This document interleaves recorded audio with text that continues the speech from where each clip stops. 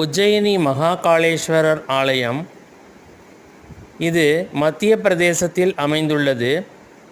இந்த ஆலயமானது காசிக்கு நிகரானதாக கருதப்படுகிறது. இங்கே பஸ்ம ஆரத்தி மிகவும் பிரசித்தம். அதாவது சிவலிங்கத்திற்கு சுடுகாட்டிலிருந்து எடுத்து வரக்கூடிய சாம்பலை ஆரத்தி செய்வார்கள்.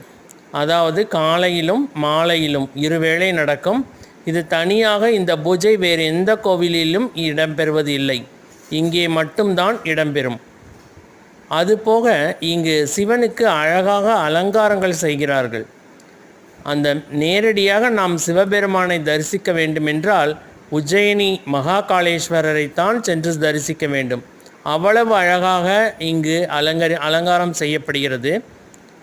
முகலாய மன்னர் ஒருவரால் இடித்து தரைமட்டமாக்கப்பட்ட ஆலயத்தை சிவாஜியின் வம்சாவளியினர் மீட்டு உருவாக்கம் செய்து இப்போது இருக்கும் ஆலயம் மோடிஜி அவர்களால் நவநிர்மாணம் செய்யப்பட்டது.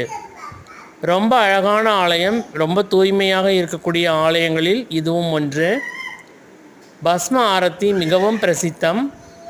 அதுபோல அந்த முகம் கொண்டு வருவார்கள். அந்த சிவலிங்கத்தில் சிவன் கண்கள், நெற்றி கண்கள், மீசை எல்லாமே இருக்கும். ரொம்ப அழகாக இது பண்ணியிருப்பாங்க. டெக்கரேஷன்ஸ் ரொம்ப சூப்பராக இருக்கும். பட்டாடைகள், அந்த மலர் மாலைகள், குஞ்சங்கள், அது எங்கே தேவைப்படுமோ அங்கே அழகாக வச்சு பண்ணுவாங்க. ரொம்ப அழகான திருக்காட்சி.